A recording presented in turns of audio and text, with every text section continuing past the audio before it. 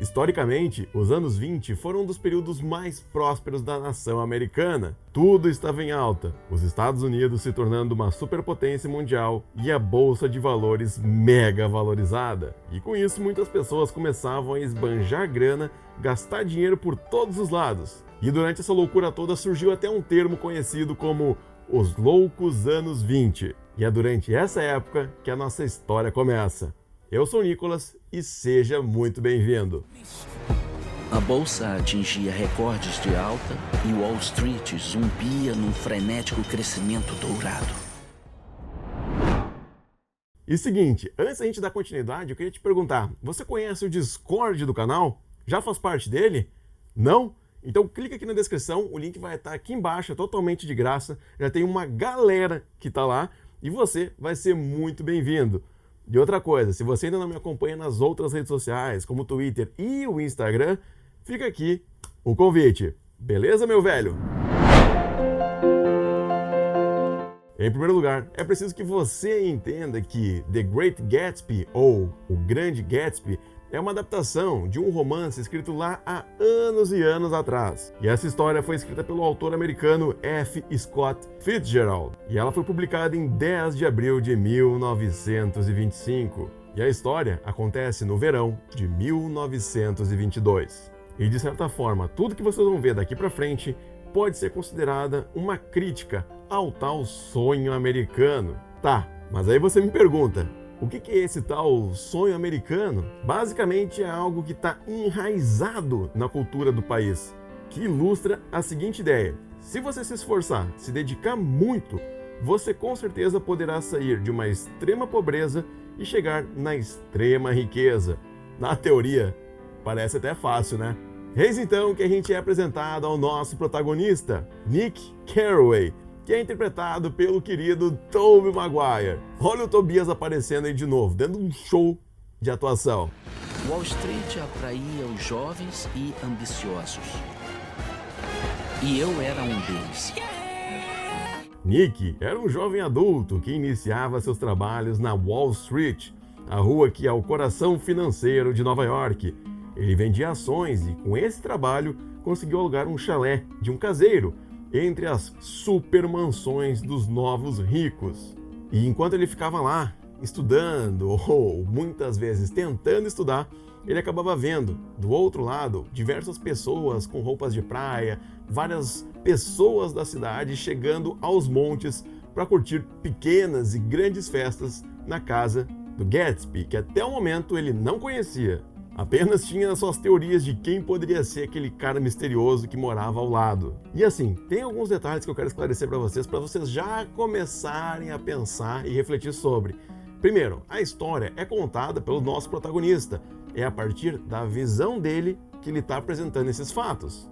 E ele se encontra em um tipo de sanatório por causa do excesso de álcool, né? Ele começou a exagerar no alcoolismo. E detalhe que quando vocês assistirem ele vai falar que ele só lembra que ficou bêbado 2 vezes na vida. E é isso.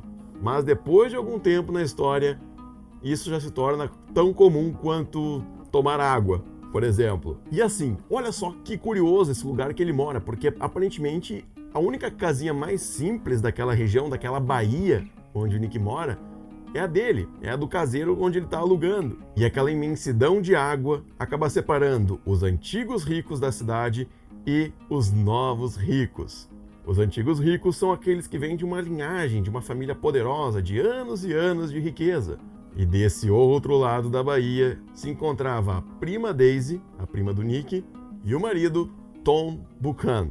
O Nick, como recém tinha chegado na região, acabou combinando um jantar com a sua prima e o marido. E durante as conversas, conversa vai, conversa vem, o telefone acabava interrompendo o meio do assunto diversas vezes. E a gente acaba descobrindo que quem ficava ligando incessantemente era uma amante do Tom.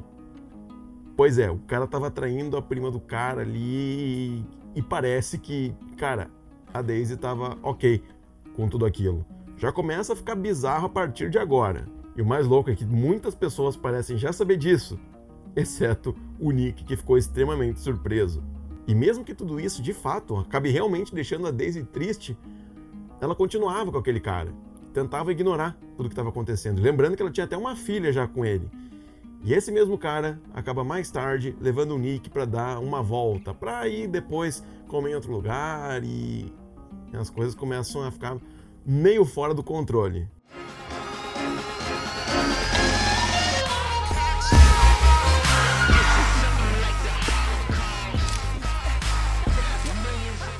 No outro dia, o Nick é totalmente surpreendido com um convite extremamente especial do seu vizinho, do Sr. Gatsby. Sério, os caras vieram entregar um convite de luva, de terno e dentro de uma bandeja. Olha como... fino, né, senhores? Fino. O detalhe é que ele é o único naquele lugar que foi realmente convidado. O resto de Nova York inteira simplesmente chegava por chegar. Vinham em carros lotados, motocicletas caindo. Aquele lugar parecia um universo paralelo. Ou, como o próprio Nick diz, isso aqui parece um parque de diversões. Sozinho e um pouco constrangido, eu decidi ficar totalmente bêbado.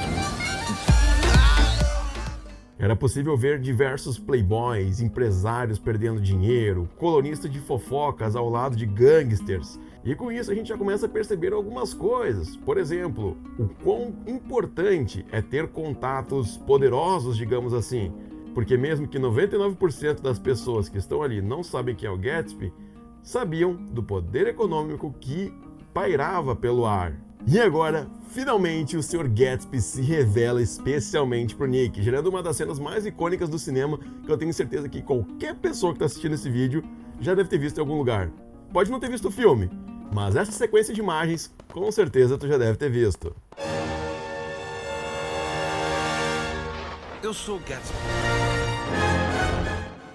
E assim, surge o questionamento do porquê que o Sr. Gatsby só convidou o Nick. Então, ele vigiava diversas vezes, diversos dias, o Nick lá trabalhando, vendo tudo aquilo acontecendo e ficando na dele, né? O Nick, de certa forma, era a única pessoa, um ser singular, no meio daqueles vários interesseiros que circulavam Jay Gatsby, porque ele só iria aparecer lá se ele fosse realmente convidado. E ali, o Gatsby com certeza já viu uma oportunidade de construir uma grande amizade. E seguinte, lembra que eu falei para vocês que o Gatsby tinha contato com os poderosos? Então, tudo isso, consequentemente, proporcionava para ele influência sobre diversas pessoas, diversos cargos na cidade. Por exemplo, em determinado momento, quando ele está acelerando rapidamente pelo centro de Nova York, quase atropela alguns civis, e quando o policial o alcança, ele simplesmente mostra um cartão com o seu nome, e só. E quando o guarda vê que é o Gatsby, finge que nada aconteceu. E cara, ele ainda se desculpa por isso. Um de seus colegas de Oxford? Imagina. É que eu fiz um favor para o comissário uma vez. Os dois então chegam a uma barbearia e encontram Meyer Wolfsheim, um cara que cresceu financeiramente por fraudes em jogos. E naquela mesma barbearia eles entram por uma passagem secreta até o subsolo. E nesse lugar é possível encontrar políticos, policiais, comissários de polícia, diversos policiais que deveriam estar atuando, prendendo todo mundo ali, estavam curtindo, tomando cerveja, que era algo extremamente proibido naquele período, justamente por causa da instauração da lei seca. E isso faz parte de algo que realmente aconteceu. A lei seca entrou em vigor em 1920 e acabou proibindo a fabricação, comércio, transporte, exportação e importação de bebidas alcoólicas. E essa lei durou por 13 anos, até 1933. E então, vem o questionamento. Como é que essas pessoas tinham acesso a bebidas alcoólicas? Como é que essas festas estavam basicamente regadas a álcool? Então, vários esquemas de contrabando. Algo que era de total interesse dos poderosos de Nova York, que acabavam unindo forças por um interesse em comum. Então por isso que a gente via desde famosos escritores de fofoca, gangsters, senadores, até policiais se envolvendo com pessoas criminosas só para conseguir ter acesso a bebidas alcoólicas. Depois de estar envolvido em tanta loucura, o Nick acaba indo se encontrar com a senhora Baker, aquela mulher que ele acabou também encontrando no jantar lá com a sua prima Daisy. E ele acaba descobrindo que o Sr. Gatsby acabou se envolvendo com a prima dele, a Daisy. há mais ou menos 5 anos atrás. Porém, ele acabou sendo chamado para a guerra e antes de partir, ele acabou deixando uma carta para Daisy, dizendo que ela esperasse por ele, que ele só voltaria a falar com ela e os dois continuariam se vendo mesmo quando ele pudesse dar um futuro maravilhoso para ela. Porque naquela época, como soldado, ele não tinha um tostão no bolso e isso, de certa forma, fazia com que ele sentisse vergonha de não poder proporcionar algo melhor para ela. Mas o tempo passou, os dias foram correndo e ela acabou conhecendo o Tom Buchanan. E depois dele ter dado um presente, um colar de $350 mil, né? Pensa para essa época aí de 1922, ela acabou aceitando então se casar com ele. E ouvindo tudo isso, o Nick começa a se questionar, né? Cara, como é curioso, né, que depois de tanto tempo, tudo isso que aconteceu, o Sr. Gatsby acabou morando basicamente em frente à casa da Daisy. É estranho, né? E a senhorita Baker olha para ele e ri e diz que nada daquilo que aconteceu foi por acaso. Tudo foi pela Daisy. Quando o Nick chega em casa, os dois ali combinam de chamar a Daisy para um chá e acontece uma coisa, um detalhezinho bem importante. O Gatsby pensa em agradecer esse gesto do Nick de organizar esse chá e chamar a Daisy e acaba perguntando: meu velho, você não ganha muito dinheiro não no seu trabalho, né? E o Nick: não, entende? Então, eu tenho um negócio que pode te ajudar a ganhar muito bem, mas as coisas acontecem meio por fora, sabe? Tem uns esquemas aí. E o Nick fica: não. Eu tô bem, eu tô tranquilo. É só um gesto legal, tá? Fica tranquilo. E pelo fato do Nick ter recusado, isso acaba causando um grande espanto pro Gatsby, porque tudo e todos ao seu redor acabavam pulando em qualquer oportunidade para ganhar uma boa graninha. 2 dias depois dessa conversa, o encontro da Daisy com o Jay acontece. E, cara, tem umas sequências de cenas tão bonitas aqui, a construção, a ambientação. Às vezes parece até um conto fantasioso, tudo isso que acontece. E diferente do Tom Buchanan, que traía ela, o jovem Gatsby a via como uma mulher capa da revista Vogue. E somado com isso, a gente descobre que todas as cartas que a Daisy mandava também de volta para ele quando ele estava no exército, lá na guerra, tudo isso, fotos, cartas, ele tem guardado em um álbum. E ainda ele comenta o seguinte, que a Daisy tem um dom especial de tornar tudo ao redor esplêndido. Olha a diferença de como o Tom tratava e via Daisy e como Gatsby vê e como ele trata ela. Detalhes, né? Detalhes. Então eu Ela exijo faz Charleston. tudo parecer tão esplêndido, meu velho, não acha? Agora, vocês lembram do que eu falei sobre o tal sonho americano? Então, mais tarde naquela noite, o Nick descobria a real origem de vida do Gatsby. Na verdade, ele não veio de uma família super rica desde pequeno. Ele vinha, na verdade, de uma família extremamente humilde, um casal de camponeses. Mas ele nunca havia aceitado os pais dele como pais, ele não queria aquela vida. Ele imaginava que estaria destinado a coisas muito maiores, coisas grandiosas e ao sucesso.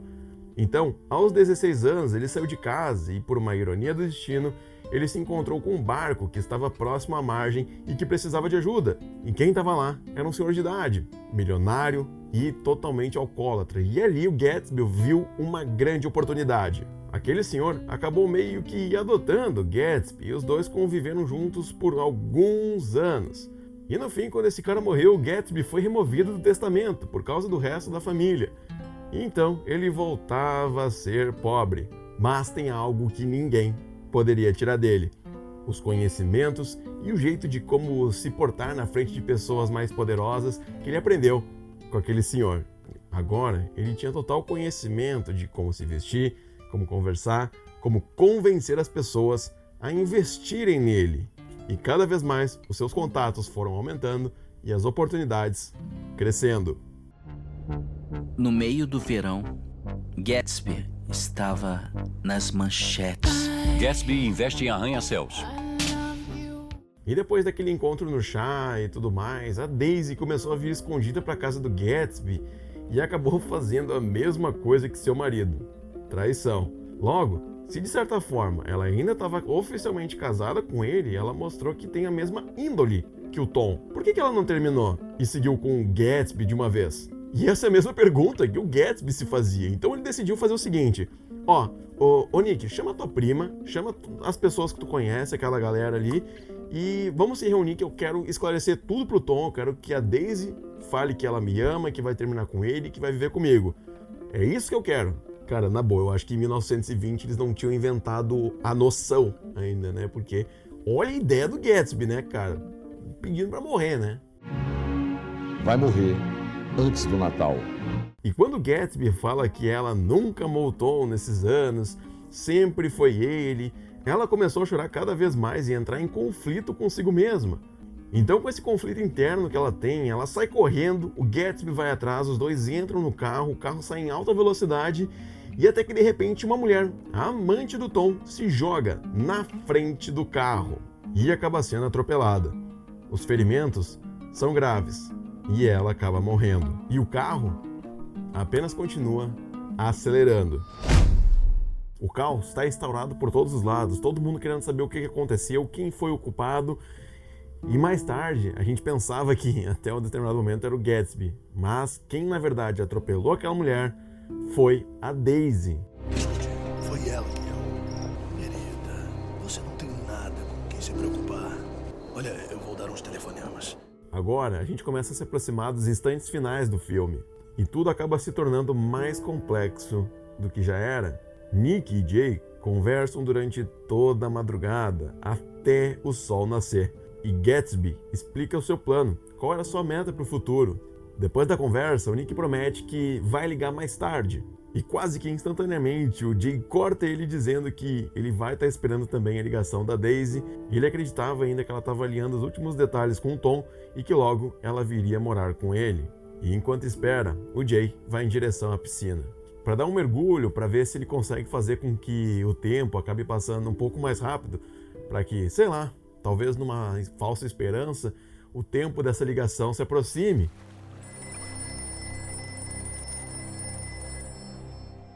E quando ele começa a sair da água, aparece o marido daquela mulher que acabou morrendo atropelada. E então, ele atira no Gatsby.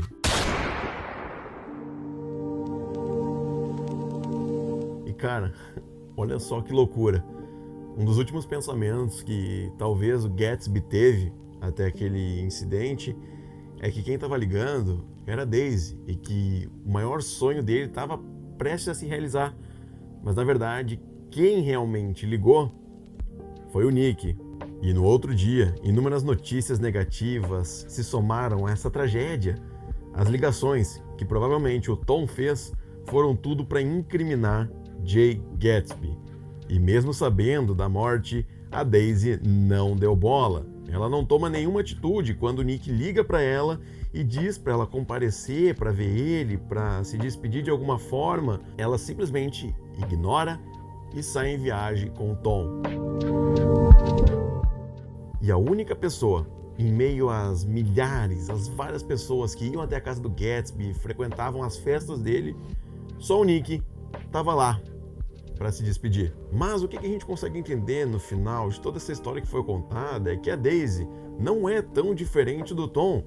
Os dois buscavam dinheiro, prazeres da carne, conforto, estabilidade. Algo que com Gatsby talvez ela não teria, porque como ele era um novo rico, ele não vinha de uma linhagem de pessoas ricas e o trabalho dele era feito por meios duvidosos, poderia ser que da noite para o dia aquele grande império caísse. E em determinado momento, lá no final, enquanto Gatsby conversa com o Nick, na madrugada anterior à morte, ele comenta o seguinte: Eu imaginei minha vida com Daisy, tentando descobrir como nós poderíamos nos casar e sobreviver com poucos dólares por mês. Independente do que acontecesse, se ele acabasse perdendo muito dinheiro ou até mesmo quebrando, ele estava tentando encontrar um plano B, uma explicação de que as coisas, mesmo na dificuldade, poderiam continuar bem.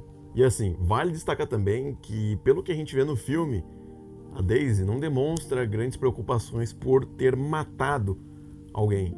Então, outra coisa que a gente pode acrescentar a essa reflexão é que o dinheiro, em muitos casos, sim, corrompe as pessoas. E o Gatsby, mesmo com tudo que ele tinha, com toda a influência, poder, chance de ter qualquer mulher da cidade, ele não gostava de aparecer e não se envolveu com ninguém durante todo esse tempo. A razão de eu não poder voltar depois da guerra. Eu pedi a ela que esperasse até eu ser alguém na vida. Então, é preciso que a gente aproveite muito bem os momentos e se for para ser alguma coisa que vai ser para a vida inteira, beleza, ótimo, maravilha, mas se as coisas não derem certo, paciência, segue, bola para frente, sabe? Não te prende ao passado. É importante que a gente viva o presente para ter boas lembranças do passado e também ter boas visões para um futuro.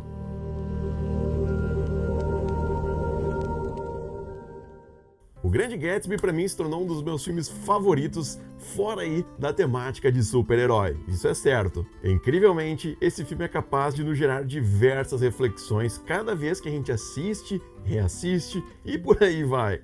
E são tantas que ficaria até imenso colocar tudo num vídeo só. Sério, é absurdo. No entanto, eu quero que a gente continue discutindo sobre esse filme aqui embaixo, nos comentários. Eu quero saber a tua opinião sobre tudo isso e também vai que surge aí uma teoria, uma outra visão, uma outra interpretação desses fatos que ainda ninguém fez ou ninguém viu. Quem sabe, né? Então, é isso, pessoal. Eu vejo você no próximo vídeo. Um forte abraço e valeu!